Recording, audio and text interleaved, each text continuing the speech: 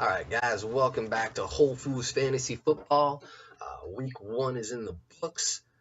It's fun to get that one out under the belt, and here's just a little recap of what happened this week. Start off, we'll go with the best team in the league, Commission's Mojo, my boys. We took it to Dusty's Scissor Sisters, winning 98 to 85.8.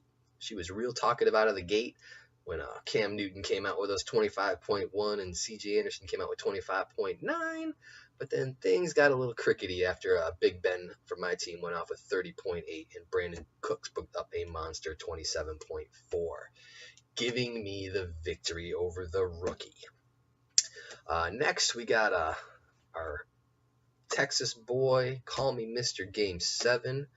Ron, his team put up 93.9 points, but it wasn't enough, and he loses to Montague's Marauders. Zoe on the front end scored 99.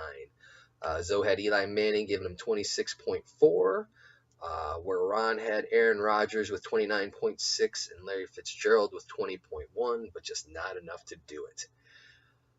In the meat matchup, we had Victor's scoring a 92.2 behind his quarterback Alex Smith with 35.7 points. Defeating Ben's Nola Foodzilla with a big 83.6. He had a good game from Delmarco Murray with 19.7, but only got about half a game from his injured quarterback Russell Wilson with 18.5. Next up, we had Brian's Legion of Doom scoring 118.6, taking out Todd's Gridiron Grocers, who scored 83.4. Brian rode Andrew Luck's massive 47.4 points to his victory, while Todd had David Johnson's 19.2, his high score for his team.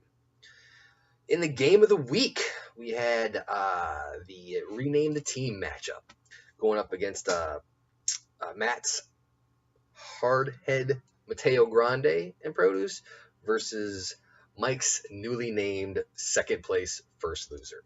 As you can see, Mateo won that one a whopping 139 to 89.5.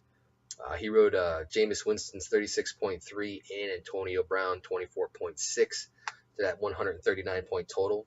Don't steal my fucking quarterback again. And then Mike had Ryan Fitzpatrick giving him 21. Mike's hoping his two suspended players on the bench will bring him some points in the coming weeks. Next, the embarrassing game. Virgil's Nolan Backbones, 87.1.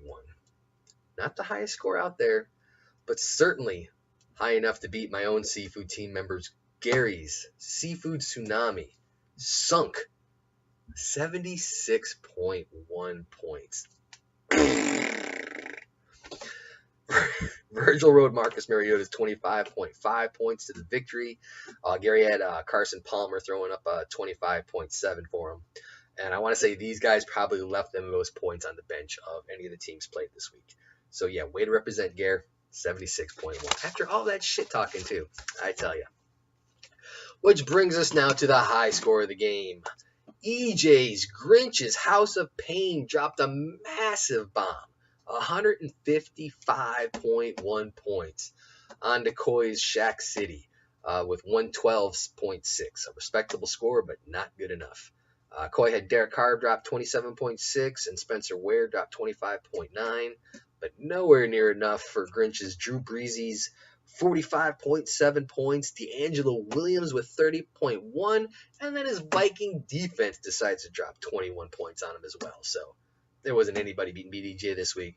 So he got the $20, and that'll bring us to next week's game of the week, where the name changes on the line.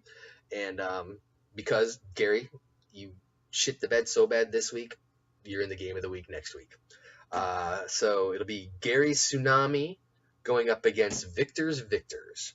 0-1 versus 1-0, and we'll see if Gary can get his shit together and not get his team name changed.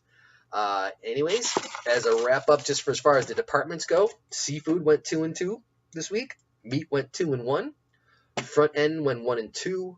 Produce 2-0. And grocery went 0-1. So, anyways, Thursday games start tomorrow. If you've got guys on that team in that game, make sure if you want their scores to start, they are in your lineup in the starting positions. If you do not, make sure they are on the bench. Dusty. So cool.